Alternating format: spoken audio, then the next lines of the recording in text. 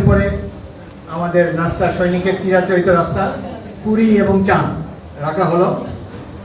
আমরা তিনজন ছিলাম, আমি, কর্নেল শাফাত জামিল এবং জেনারেল জিয়াউর রহমান, সেনাবাহিনীর উপপ্রধান। তিনি চা খেতে খেতে হঠাৎ জিয়া বললেন, আচ্ছা শাফাত, এই যে যারা বন্দী, এই বিপ্লবী তথাকথিত, এদেরকে একটু ডাকো তো, আমি একজনের সাথে কথা বলতে চাই। তখন সৈনিকরা এক যুবককে নিয়ে আসলো, 2 হাত তার পিছনে বাঁধা, হালকা পাতলা ফর্সা একটি ছেলে, যে কোনো একটি সাধারণ ছাত্রের মতোই, ব্রিলিয়ান্ট ছাত্র, ইন্টারমিডিয়েট পরীক্ষায় 3য় স্থান অধিকার করেছে রাজশাহী বোর্ডে। সে আসলো, জিয়া সবাইকে আপনি করে বলতেন।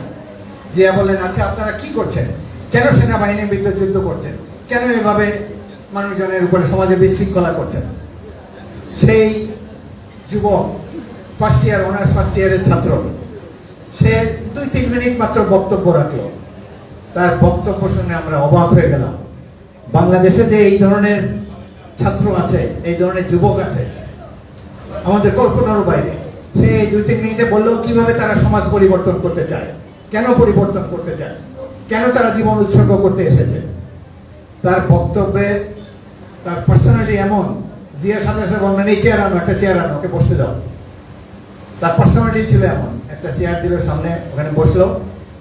তারপর 2-একটা কথা বললো, মনে হলো সেই হলো জেনারেল, আমরা 3 জন হলাম সিপাহী তার সামনে, এবং বলল যে দুঃশাসনের বিরুদ্ধে আমরা সংগ্রাম করছি, আপনারা আমাদেরকে মারার জন্য এসেছেন, আপনারা তো আওয়ামী লীগের বরকন্দাজ।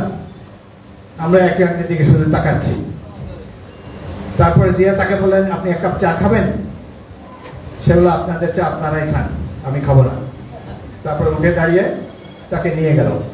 সে যাওয়ার পরে, এই যে লম্বা কাহিনীটা কেন বললাম, সে যাওয়ার পরে জিয়া, এটা হলো স্মার্ট বাংলাদেশ। শেখ হাসিনা বলে না স্মার্ট বাংলাদেশ, এই বেনাজিরের আজিজ কত স্মার্ট, ধরতেও পারে না, আমি ঠিকই ধন সম্পদ নিয়ে পালিয়ে গিয়েছে। এই স্মার্ট বাংলাদেশের উদ্যোক্তা হলো বর্তমান ক্ষমতাসীন দল।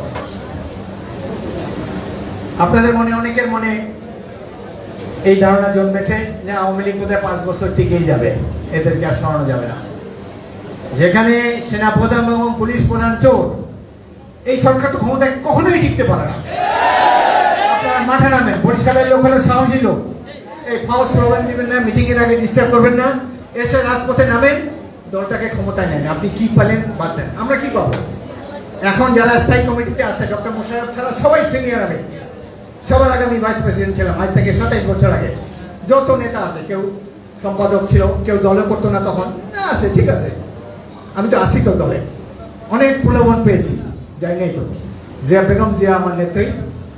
আমি সাংবাদিক সম্মেলন করে বলেছি, যতদিন বেঁচে থাকবেন আমার নেত্রী থাকবেন। কি চাওয়া পাওয়ার আর প্রশ্ন আসে না তো, কি দিবে? 80 বছর বয়সে আমাকে কি দিবে? মন্ত্রী তো হয়েছে, এমপি 6 বার হয়েছে, আর কি? কিন্তু আপনারা এখন, আমাদের নেতা বলেছেন, ব্যক্তির চেয়ে দল বড়, দলের চেয়ে দেশ বড়। এই যে দেশ সবার উপরে, এই যে একটা প্রমাণ আপনারা বরিশালবাসী দেন। কে কি চেয়ার পেলো, কে কি পেলো, পরে হিসাব করবো। আগে আওয়ামী লীগকে সরান ক্ষমতার থেকে, তারপরে আমরা হিসাব কিতাব করবো, কার কি পাওনা, কার কি কৃতিত্ব আছে। দেশটা স্বাধীন হোক, এই দেশ ভারতের করতলগত, ভারতের অঙ্গরাজ্য হোক, এটাকে আপনারা কি অ্যাকসেপ্ট করবেন?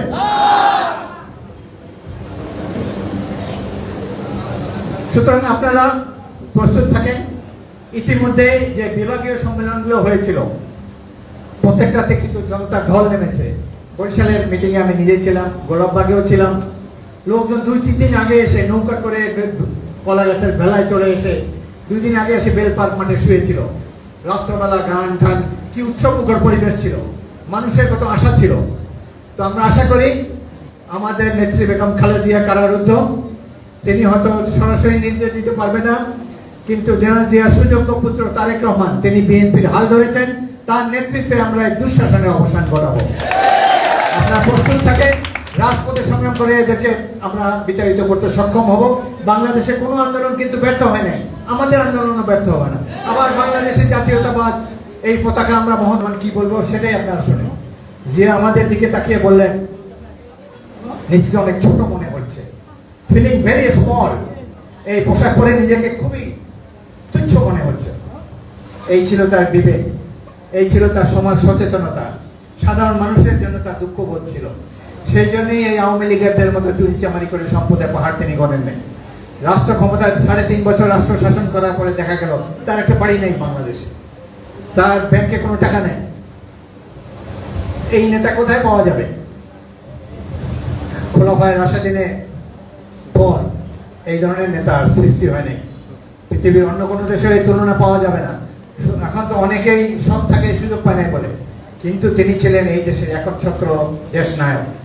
তিনি ছিলেন ক্ষমতাশালী রাষ্ট্রপতি, তার অঙ্গুলি হিননে সবকিছু চলতে বাংলাদেশে। 3.5 বছরে একটি কপর্দক তিনি অন্যায়ভাবে অর্জন করেন নাই।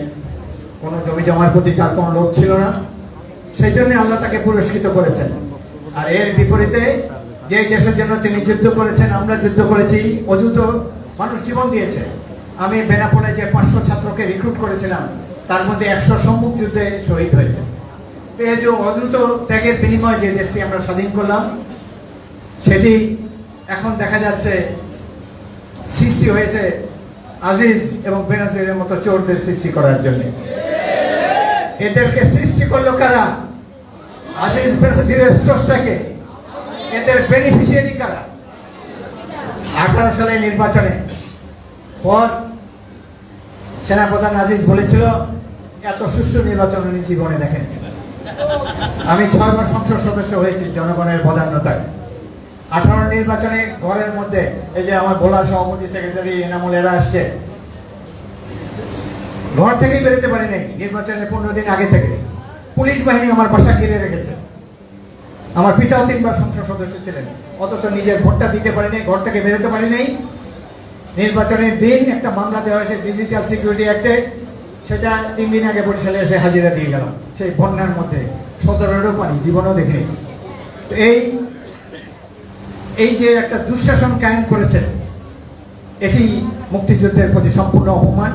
তারা কথায় কথায় মুক্তিযুদ্ধের দোহাই দেয়, মুক্তিযুদ্ধের চেতনা কিভাবে বাস্তবায়ন করবে সেই সবক আমাদেরকে দিয়ে যাচ্ছে। এদিকে দেশটাকে একটা চোরের দেশে পরিণত করা হয়েছে। সাধারণ মানুষের ভোটাধিকার নাই, ভোট দিতে পারি না আমরা।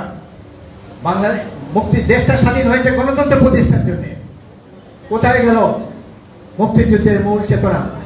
সাম্য, সামাজিক সুবিচার, মানবিক মর্যাদা, গণতন্ত্র, তার চিহ্ন মাত্র নাই। সবকিছু ধূলিসাৎ করে দিয়েছে এই দল আওয়ামী লীগ। বিনা ভোটের ক্ষমতায় এসে কেবল অর্থ সম্পদ বানিয়েছে।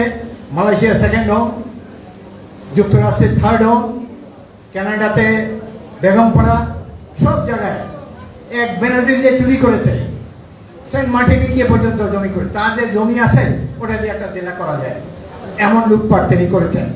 এই আওয়ামী লীগের শীর্ষ নেতৃবৃন্দের ছত্রছায়া থেকে তিনি এই ধন সম্পদ অবৈধভাবে অর্জন করেছেন।